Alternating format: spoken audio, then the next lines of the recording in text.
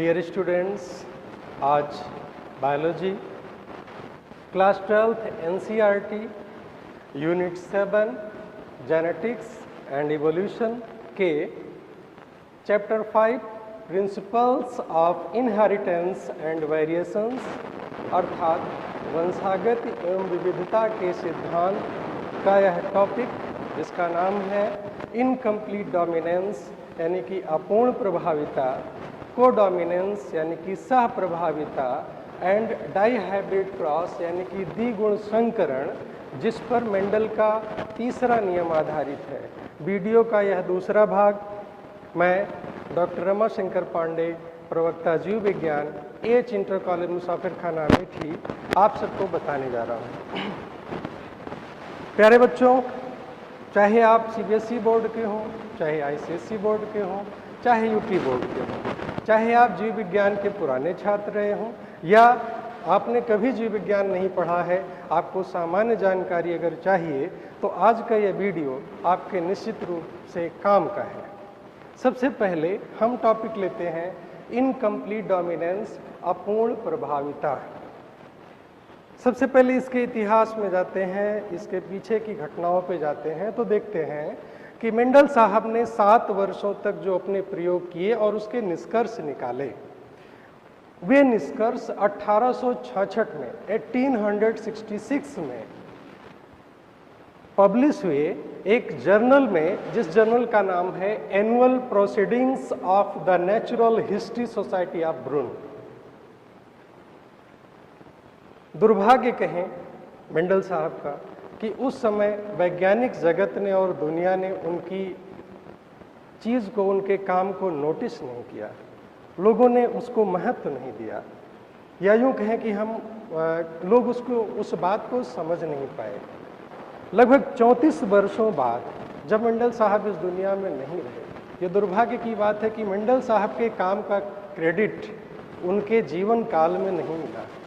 उनके मृत्यु के बाद 34 वर्षों के बाद, इसके पब्लिकेशन के 34 वर्षों के बाद सन 1900 में रीडिस्कवर्ड हुआ, यानी कि पुनर्खोज हुई मेंडल के काम की, उनके नियमों की, उनके कार्य की महत्ता का पता चला। तो किसने खोजा?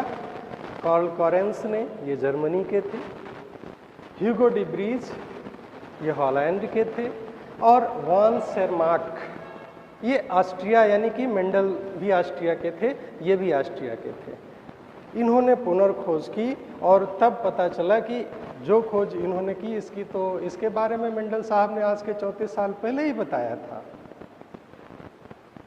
तो ये बातें इस्टेब्लिश हुई बाद में 1900 में, और उनके नियमों के बारे में और चीज़ों के बारे में दुनिया ने जाना और उसको महत्व दिया। लेकिन इस मेंडल के नियमों में कुछ बातें ऐसी हुई जो प्रकृति चूँकि एक विशाल है, इसमें बहुत सारी ऐसी भी चीज़ें मिलती हैं जिसको हम विसंगति कह सकते हैं, अनएक्सपेक्टेड चीज़ें कह सकते हैं। तो कुछ घटनाएं इसमें ऐसी हुई जो मेंडल के नियमों को फॉलो नहीं करती, मानती नहीं, उनको मेंडल नियमों का विचलन कहा गया, डेविएशंस ऑफ मेंडल्स लॉ कहा गया। और डेविएशंस ऑफ मेंडल्स लॉ के ये दोनों उदाहरण हैं। पहला उदाहरण इनकम्प्लीट डोमिनेंस, मेंडल के नियम को नहीं मानता। दूसरा एग्जाम्पल कोडोमिनेंस, यह भी मेंडल के नियम को नहीं मानता। तो इसमें होता क्या है? इसमें जो खोज किया, इनकम्प्लीट डोमिनेंस की खोज की थी कार्ल कॉरेंस ने, और उन्होंने देखा कि जब मिराबिलिस जलापा, एक प्लांट का नाम है, जलापा एक राजधानी है मैक्सिको की, उसके नाम पे पड़ा है, और मिराबिलिस का अर्थ होता है लैटिन में अद्भुत, तो इस तरह इसका नाम पड़ा मिराबिलिस जलापा। इसका कॉमन नेम 4 o'clock प्लांट कहते हैं। 4 o'clock प्लांट इसलिए कहा जाता है क्योंकि ये शाम को 4 बजे खिलता है, रात भर खिला रहता है और सुबह मुरझा जाता है, और हिंदी में इसको गुलाबाश कहते हैं। तो इस पर इन्होंने खोज की और पाया। आगे जो एनसीईआरटी में दिया है, एनसीईआरटी में इसका उल्लेख नहीं किया गया है, पुरानी किताबों में है, बट एनसीईआरटी में जिसका उल्लेख किया गया है वो है डॉग फ्लावर या स्नैपड्रैगन या एंटीराइनम स्पीसीज। इसका कॉमन नेम है डॉग फ्लावर, स्नैपड्रैगन भी इसको कहते हैं, या एंटी राइनम स्पीसीज, ये तीनों एक ही है, तीनों अलग अलग मत समझिएगा, तीनों एक ही चीज है। तो देखा क्या गया इसमें, इनकम्प्लीट डोमिनेंस में एक्चुअली हुआ क्या? देखा ये गया कि जब एक डार्क फ्लावर रेड और डार्क फ्लावर व्हाइट के बीच में जब क्रॉस कराया गया, आप ध्यान दें कि व्हाइट एक रिसेसिव कैरेक्टर है, अप्रभावी लक्षण है, रेड एक प्रभावी लक्षण है। पी जनरेशन यानी कि पेरेंट, ये माता पिता है, इनकी पीढ़ी में जब क्रॉस कराया गया तो आइडियल रूप से जो पहली पीढ़ी में होता है, according to law of dominance, पहली पीढ़ी के सभी पुष्प लाल रंग के होने चाहिए थे, मगर ऐसा नहीं हुआ। बल्कि हुआ क्या कि रेड और व्हाइट के बीच में क्रॉस कराने के बाद जो पहली पीढ़ी मिली, F1 जनरेशन, वो सारी की सारी पिंक मिली। अकॉर्डिंग टू मेंडल्स लॉ इसको रेड होना चाहिए था, लेकिन हुआ क्या, रेड के बजाय क्या हो गया, पिंक। दोनों में मामला क्या फंसा? मामला ये फंसा, इसने इससे कहा ना मैं रहूंगा ना तू रहेगा। कहने का मतलब ना ये रेड रहेगा ना ये व्हाइट रहेगा, ये रेड एंड व्हाइट यानी कि पिंक रहेगा। मेंडल के नियम को यहाँ पे फॉलो अप नहीं किया गया। मेंडल के नियम के अनुसार यह घटना नहीं घटित हुई, लेकिन जब आगे देखा गया, ये तो F1 जनरेशन में है ऑल पिंक 100%, लेकिन जब इनमें स्वपरागण करा गया, सेल्फ पॉलिनेशन हुआ, इसके बाद जब F2 जनरेशन मिली, अब इसमें मेल और फीमेल दो गैमेट्स अलग किए गए। मेल के लिए भी बच्चे कंफ्यूज होते हैं, तो सिंपल है, उसका एरो सीधा खड़ा रहता है, ये मेल की पहचान है, एरो सीधा खड़ा रहता है, तो ये मेल है और ये फीमेल है। तो इनके बीच में जब इनके गैमेट्स बने, जाहिर है capital R small R, capital R small R, तो F1 पीढ़ी में जो प्राप्त हुआ उसमें जो कैपिटल आर दोनों प्रभावी जीन थे वे तो रेड हुए, लेकिन जो हाइब्रिड थे यानी कि कैपिटल आर स्मॉल आर, वे रेड के बजाय पिंक हुए। ये capital R small R red के बजाय पिंक हुए और ये स्मॉल आर ये व्हाइट हुआ। तो हमें जो रिजल्ट प्राप्त हुए, फिनोटाइप रेशियो यानी कि दृश्य रूप लक्षण दिखाई देने के आधार पर जो हमें पौधे प्राप्त हुए, उसमें एक रेड, दो पिंक और एक व्हाइट मिला। और जीनोटाइप रेशियो भी इसका वही है, 1:2:1, जो कि मेंडल के नियम को नहीं मानता है और प्रभाविकता के नियम को भी नहीं मानता है, इसलिए इसको इनकम्प्लीट डोमिनेंस यानी कि अपूर्ण प्रभाविता कहते हैं। अब एक प्रश्न बड़ा उठता है, आप सबने सुना होगा जीन्स के बारे में। प्रश्न उठता है ये जीन्स काम कैसे करता है? जीन्स के बारे में आप सबने कई बार सुना होगा, लेकिन ये दिमाग में बात आ सकती है जीन्स काम कैसे करता है। देखिए इस बात को समझिए, मान लीजिए एक कोई लक्षण है, मान लीजिए आपकी आंखों का रंग है, एक लक्षण है। अब इस रंग के लिए जो चीज़ जरूरी है वह एक कोई प्रोटीन होगी, कोई स्पेसिफिक प्रोटीन होगी। वह स्पेसिफिक प्रोटीन हमको कहाँ से मिलेगी? वह स्पेसिफिक प्रोटीन होगी हमको डीएनए से मिलेगी। डीएनए पर ही जीन होते हैं। डीएनए का एक खास हिस्सा जो एक खास प्रोटीन बनाता है उसी को जीन कहते हैं। डीएनए एक लंबा, उसका एक छोटा हिस्सा जिससे एक खास प्रोटीन बनी, उसी को क्या कहते हैं? जीन कहते हैं। तो यह जीन, इस डीएनए से जीन ने क्या बनाया? आरएनए, और इस आरएनए से क्या बनी? प्रोटीन, और इस प्रोटीन ने ही उस लक्षण को व्यक्त किया। सिंपल। डीएनए की जीन ने आरएनए बनाया और इस आरएनए से प्रोटीन बनी, और इस प्रोटीन के कारण ही वह विशेष लक्षण जैसे मान लीजिए आपकी आंखों का रंग है तो वह बना। अब अगर यह जीन है तो इसको हमने कैपिटल टी से दिखाया, कैपिटल टी से दिखाया, यहाँ कोई दिक्कत नहीं, ये होमोजाइगस डोमिनेंट है। लेकिन दूसरे कंडीशन में यहाँ कैपिटल टी है और यहाँ स्मॉल टी है। दूसरे जीन में वह प्रोटीन बनाने की क्षमता नहीं है, इसलिए यह रिसेसिव जीन है, अप्रभावी जीन है। इसके साथ वाले जीन में यह प्रोटीन बनाने की क्षमता है, इसलिए यह डोमिनेंट जीन है। तो जब ये साथ में हेट्रोजाइगस होते हैं तो ये बनाए ना बनाए नो प्रॉब्लम, लेकिन यह वह प्रोटीन बनाता है, इसलिए वह लक्षण दिखाई देता है। पहले केस में तो दिखाई ही देगा, नो प्रॉब्लम, दोनों जीन बना रहे हैं प्रोटीन। लेकिन दूसरे जीन कंडीशंस में जो हेट्रोजाइगस है, डोमिनेंट के साथ रिसेसिव है, इसमें डोमिनेंट वाला जो जीन है यह वह प्रोटीन बनाएगा, इसलिए वह लक्षण दिखाई देगा। लेकिन तीसरी कंडीशन में जो कि होमोजाइगस रिसेसिव है, होमोजाइगस अप्रभावी है, दोनों के दोनों अप्रभावी लक्षण वाले जीन हैं, अर्थात कि ये दोनों जीन वह प्रोटीन बना नहीं पाते, इसलिए वह लक्षण दिखाई नहीं देता। वेरी सिंपल, कि अगर जिस लक्षण से संबंधित जीन अगर है तो वह लक्षण दिखेगा, और उस लक्षण से संबंधित जीन अगर नहीं है, किसी भी कारण से परिवर्तित है, तो वह लक्षण नहीं दिखेगा। इसलिए यहाँ पर दो बातें आ गई, प्रभावी और अप्रभावी। प्रभावी जीन जो वो संबंधित प्रोटीन बनाए वो प्रभावी जीन, जो उस संबंधित प्रोटीन को ना बनाए वो अप्रभावी जीन। दूसरे टॉपिक में जिसे कोडोमिनेंस या सह प्रभाविता कहते हैं, इसमें जीन्स का कॉम्बिनेशन ऐसा होता है कि जैसे इनकम्प्लीट डोमिनेंस में कहा कि ना मैं रहूँगा ना तू रहेगा, लेकिन कोडोमिनेंस में मैं भी रहूँगा और तू भी रहेगा। यहीं से इसको समझते हैं। कैसे? इसका सबसे बढ़िया उदाहरण मनुष्य जातियों में ब्लड ग्रुप का है। हम सभी जानते हैं ब्लड ग्रुप के बारे में, काफ़ी इंटरेस्टिंग टॉपिक है ये, सबके लिए जानना ज़रूरी है, इसलिए काफ़ी इंटरेस्टिंग है। ब्लड ग्रुप जो ह्यूमन पॉपुलेशन में है उसके लिए 3 जीन्स जिम्मेदार होते हैं, ए, बी, ओ, और इन सबको हम जीन आई से दिखाते हैं।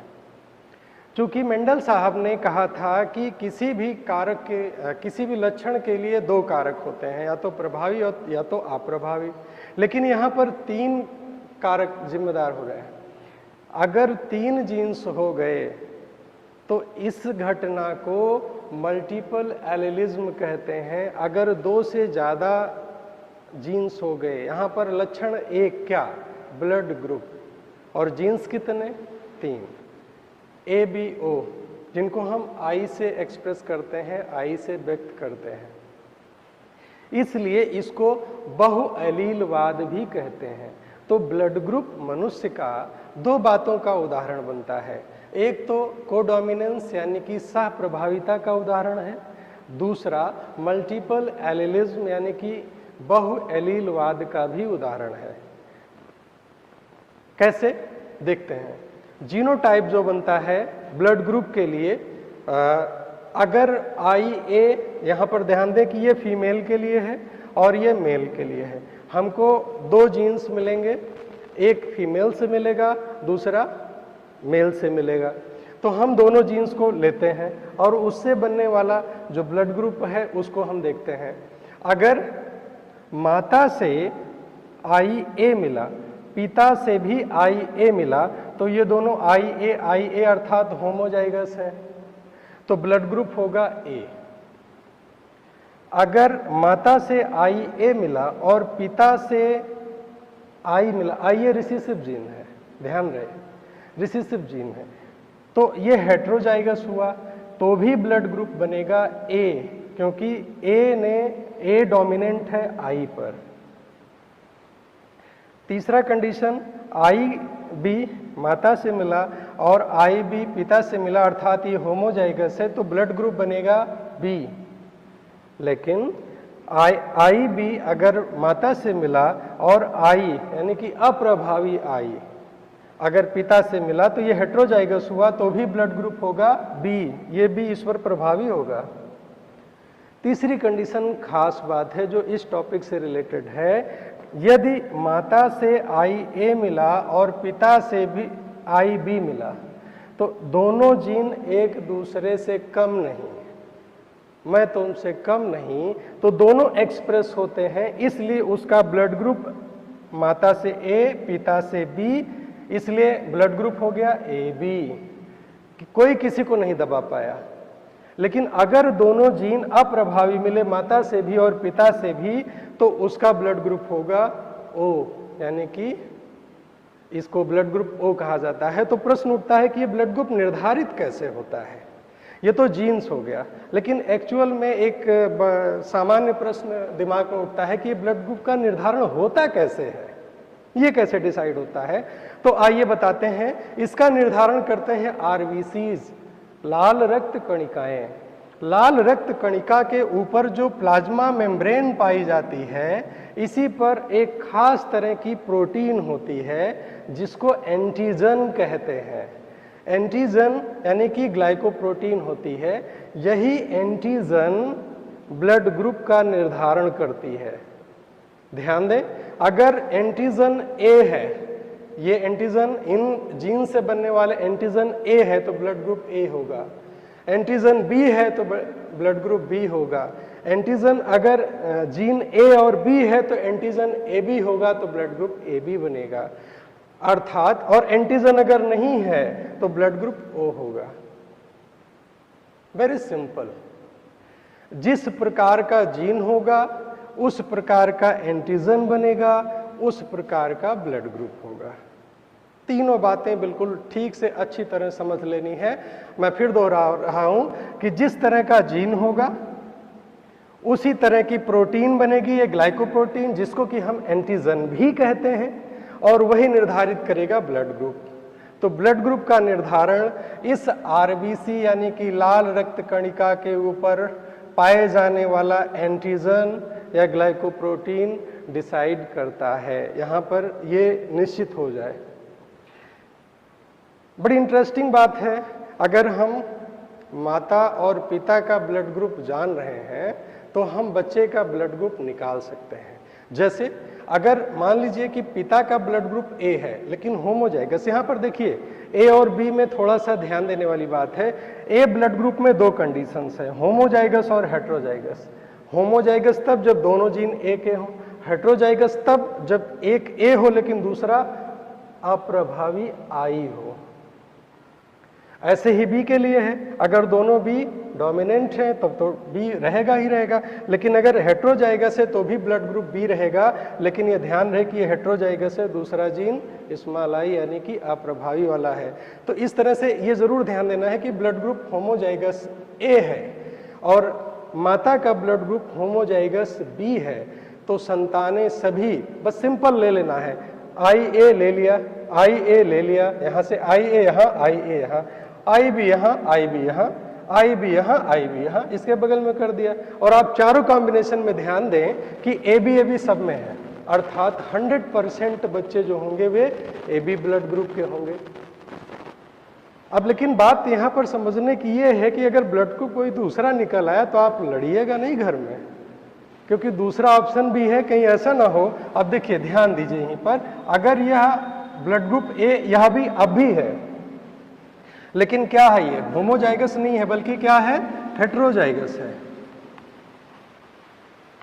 अब ओ है और इनका भी ओ है यहां पर इसके साथ, यानी कि इसको हम आई दिखा सकते हैं, कुछ किताबों में दिया गया है इस तरह दिखा सकते हैं। तो आप ध्यान दीजिए कि इसके साथ ये आई हो गया, इसके साथ ये आई हो गया, और यहाँ पर ये आई हो गया, और यहाँ पर ये आई हो गया। अर्थात अब देखिए ब्लड ग्रुप क्या हुआ, कंपोजिशन चेंज हो गया। सेम ब्लड ग्रुप, पिता का ए बट हेट्रोजाइगस, माता का बी बट हेट्रोजाइगस। अब देखिए बच्चे कैसे होंगे, कैसे हो सकते हैं। इनका ए बी है, 25% पॉसिबिलिटी। ऐसा नहीं है कि किसी सारे बच्चे ए बी हैं तो भी झगड़ा हो कि ए बी है बाकी का कैसे नहीं, पॉसिबिलिटी है, संभावना है। इसमें कोई भी कंपोजिशन सारे बच्चों का हो सकता है, बट इन्हीं में से होगा। इसका अर्थ ये नहीं कि कल से लड़ना शुरू करिए कि मेरा ये तेरा ये तो इसका ये कैसे, माइंड दिस। तो इसका ब्लड ग्रुप ए होगा, ए आई पर डोमिनेंट है, यहाँ ए आई पर डोमिनेंट है, यहाँ भी ब्लड ग्रुप ए होगा, लेकिन इसका ब्लड ग्रुप ओ होगा। अब आप ध्यान दें, यहां पर इतनी पॉसिबिलिटी आई, ए बी 25% और ए 50% एंड ओ 25%। सारी चीजें 100% में ही देखी जाएंगी तो हमारा 100% पूरा हो गया। अर्थात 25% ए बी पॉसिबल है, 50% ए पॉसिबल है एंड 25% ओ पॉसिबल है। इस तरह हम सेम ब्लड ग्रुप के साथ इस कंपोजिशन में पता कर सकते हैं। हमको ये जरूर पता होना चाहिए कि हेटेरोजाइगस है या होमोजाइगस है। हाँ, ब्लड ग्रुप ए बी में कोई झंझट नहीं, क्योंकि इसका कंपोजिशन एक ही होता, आई ए आई बी। और ब्लड ग्रुप ओ में भी कोई झंझट नहीं, क्योंकि इसका भी blood group I I recessive, इसलिए इसको स्मॉल आई लिखते हैं। हाँ, अगर इसमें 3 हैं, पिता है, माता है, बच्चे हैं, इसमें से किन्हीं भी 2 का अगर पता है तो हम तीसरे का पता कर सकते हैं सेम फार्मूला से। आप यही सामने अपने रखिएगा और यहाँ पर उनको रख दीजिएगा। माता पिता का पता है तो बच्चों का निकल आएगा, और बच्चे का पता है तो बच्चे और पिता का पता है तो माता का निकल आएगा। सिंपल। 3 में से 2 का पता है तो तीसरे का हम पता बिल्कुल इसी फार्मूले से कर सकते हैं। फॉर एग्जाम्पल, अगर हम यहाँ पर मान लीजिए माता का पता करना चाह रहे हैं और यहाँ पर हमें बच्चे का पता है, ठीक, पिता का पता चला ए है और बच्चे का ए बी है, तो अब पिता का मैंने एक जीन ए ले लिया और दूसरा जीन इसका बी बन रहा है, तो माता का अपने आप हो जाएगा कि बी है। सिंपल। इसके साथ साथ जो कोडोमिनेंस के दूसरे उदाहरण हैं वे स्टार्च सिंथेसिस इन पी, यानी कि मटर के दाने में स्टार्च के निर्माण की बात है। अगर कैपिटल बी दोनों डोमिनेंट जीन हैं तो लार्ज स्टार ग्रेन होंगे, यानी कि मटर के दाने बड़े होंगे। और अगर स्मॉल बी है तो वे झुर्रीदार होंगे, छोटे होंगे। लेकिन अगर कैपिटल बी स्मॉल बी है तो ना वे बड़े होंगे ना झुर्रीदार होंगे, बल्कि मीडियम होंगे। तो यहाँ भी कोडोमिनेंस है, दोनों जीन्स अपना असर दिखा रहे हैं, दबे नहीं हैं। और इसके बाद शॉर्ट हॉर्न कैटल, ऐसे कैटल जिनकी छोटी सींग होती है, जैसे भेड़ है, बकरी है, इन सब में क्या होता है कि डोमिनेंट कैरेक्टर का जीन कैपिटल आर होता है, जिसके प्रभाव से रेड या ब्राउन कलर का होता है, लाल रंग का या भूरे रंग की होती है पूरे शरीर। लेकिन अगर उनके साथ स्मॉल आर का जीन है तो वे व्हाइट कलर की होंगी। लेकिन अगर उनके साथ कैपिटल आर के साथ स्मॉल आर है, दोनों जीन आया है, अप्रभावी और प्रभावी दोनों आया है, तो दोनों एक दूसरे से नहीं दबेंगे और कोडोमिनेंस यानी सप्रभाविता दिखाएंगे। अर्थात वे जो हैं वे रोन कलर के होंगे, अर्थात चितकबरे रंग के होंगे, यानी कि व्हाइट और ब्राउन या रेड दोनों पैचेज दिखेंगे पूरे शरीर पर। इसको चितकबरा या रोन कलर बोलते हैं, ये आपको दिखेगा। यह भी कोडोमिनेंस का ही एग्जाम्पल है। डियर स्टूडेंट्स, जो मेंडल का तीसरा नियम है वो इनहेरिटेंस ऑफ 2 जीन्स, यानी कि डाई हाइब्रिड क्रॉस, यानी कि उन्होंने जो तीसरा नियम निकाला उसके लिए उन्होंने एक साथ 2 लक्षणों पर विचार किया, इसलिए इसको डाई हाइब्रिड बोलते हैं, क्योंकि एक साथ 2 लक्षणों पर विचार करते हुए उसमें हाइब्रिडाइजेशन यानी कि संकरण कराया।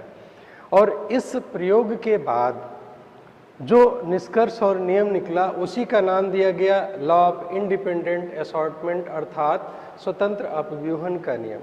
इसमें उन्होंने प्रयोग कैसे किया आइए समझाते हैं। उन्होंने मटर के ऐसे बीज लिए जो कि राउंड और येलो थे, ये एक डोमिनेंट कैरेक्टर है, प्रभावी लक्षण है।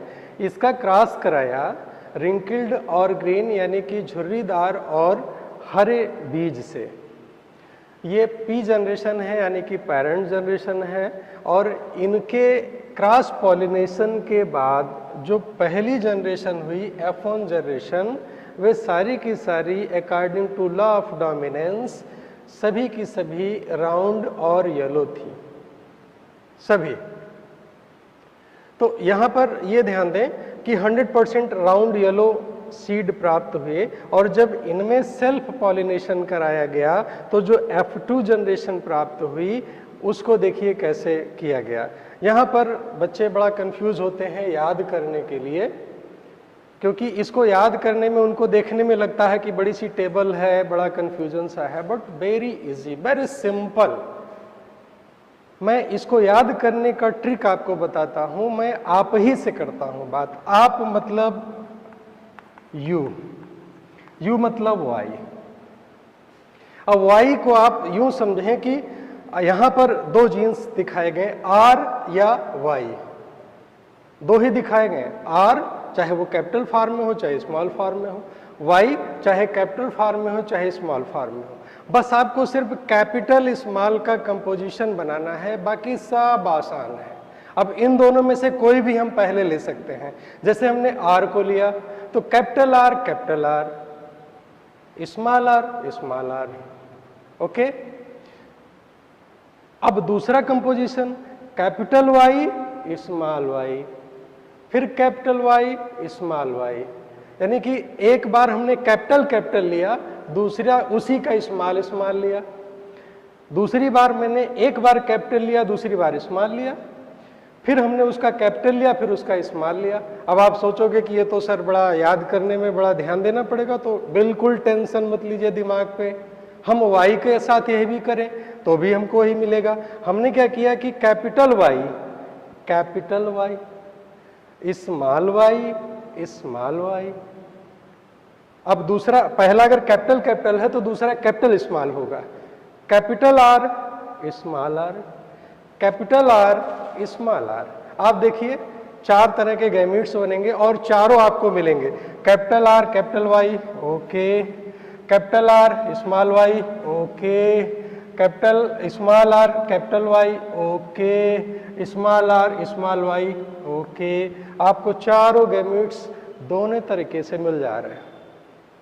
चूंकि एनसीईआरटी में ये जो दूसरा है इसी को फॉलो किया गया है, इसलिए इस चेकर बोर्ड में, पुनेट स्क्वायर चेकर बोर्ड में हमने वही लिया जो ये दोबारा बना है, दूसरा बना है। Capital R capital Y small r capital Y, capital R small y small r small y। इसको सिंपली लिखते चले जाते हैं, एक मेल गैमीट दूसरा फीमेल गैमीट। कोई टेंशन नहीं, क्योंकि इसमें सेल्फ पॉलिनेशन हो रहा तो सारे गैमीट्स सारे प्लांट्स में एक जैसे ही बनेंगे, बट उसमें 4 तरह के गैमीट बनेंगे। तो चारों गैमीट हमने इसको इस तरह लिख लिया, मेल साइड फीमेल साइड। अब इसके बाद सीधे जैसे कैपिटल R तो है तो सब में लिखते चले गए, capital R capital R capital R capital R। दूसरा यहाँ कैपिटल R तो capital R capital R capital R, सीधे जो है उसी कंपोजिशन को लिखते चले जाएंगे, कोई टेंशन नहीं, बिल्कुल भी टेंशन नहीं। जो लिखा है जिसके सामने उसको उसके सामने उतारते चले जाएंगे। थोड़ा सा ध्यान देंगे कि कैपिटल पहले लिखें, स्मॉल बाद में लिखें। अब आप देखें, ये हमने लिख के तैयार कर लिया। लिखने के बाद हम इतने को देखते हैं कि राउंड के लिए 2 कंपोजिशन होता है, कैपिटल R तब भी राउंड होगा सीट, और कैपिटल R के साथ स्मॉल r होगा तब भी राउंड होगा, क्योंकि डोमिनेंट जो होता है वो दोनों कंडीशंस में हो सकता है, होमोजाइगस भी हेटेरोजाइगस भी। ऐसे ही येलो के साथ है, कैपिटल Y है तो भी येलो होगा, पीला होगा, और कैपिटल Y स्मॉल y है तो भी पीला होगा। लेकिन अगर दोनों रिसेसिव कैरेक्टर्स हैं स्मॉल r तो रिंकिल्ड यानी कि झुर्रीदार होगा सीड, और इसी तरह स्मॉल y है तो बीज का रंग ग्रीन यानी कि हरा होगा। अब इन्हीं पैरामीटर्स पर जो आ रहे हैं हम उनको लिख देते हैं।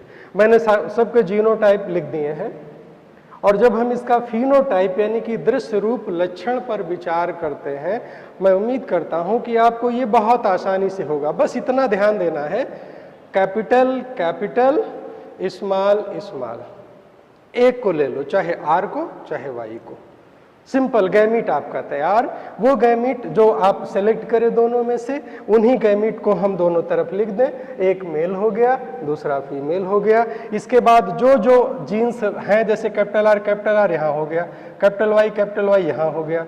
आगे चलते हैं, कैपिटल R यहाँ से हो गया, स्मॉल r यहाँ से हो गया, कैपिटल Y यहाँ से हो गया, कैपिटल Y यहाँ से हो गया। ये सारे अब यहाँ से हम टैली करते हैं तो क्या होगा, जैसे कैपिटल R तो राउंड हो गया, कैपिटल R स्मॉल r तो ये राउंड हो गया, और कैपिटल Y तो येलो हो गया, कैपिटल Y स्मॉल y तो ये भी येलो हो गया।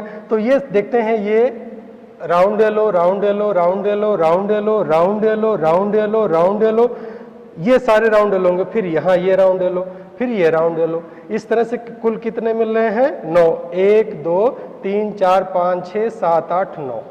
ये 9 हमको मिले राउंड येलो। अब यहां पर ध्यान दीजिए, स्मॉल आर यानी कि रिंकल्ड के साथ कैपिटल वाई यानी कि रिंकल्ड के साथ येलो।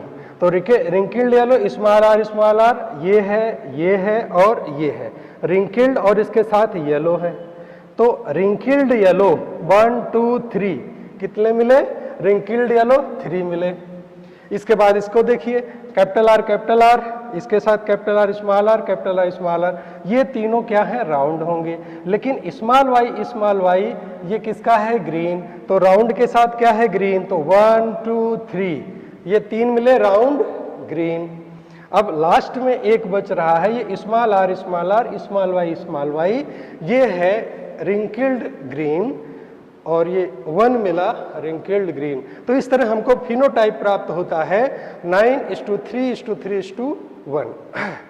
ये डाई हाइब्रिड क्रॉस का निष्कर्ष है। खास बात इसमें क्या है जो अलग बात है? देखिए, हमने 2 कैरेक्टर से शुरुआत की, क्या? राउंड और येलो से। एक दूसरा रिंकल्ड और ग्रीन। यहां पर 2 लक्षण हैं, राउंड रिंकल्ड येलो ग्रीन। ठीक, 2 लक्षण है। लेकिन 2 ही कॉम्बिनेशन के बाद यहां डोमिनेंट प्राप्त हुआ। लेकिन F2 जनरेशन में हमें 2 नए कंपोजिशन मिले, बिल्कुल नए। राउंड येलो, ये रिंकल्ड ग्रीन, ये दोनों के अलावा 2 कंपोजिशन नए मिले, बिल्कुल नए मिले। क्या? राउंड के साथ ग्रीन मिला, डोमिनेंट के साथ रिसेसिव मिले 3।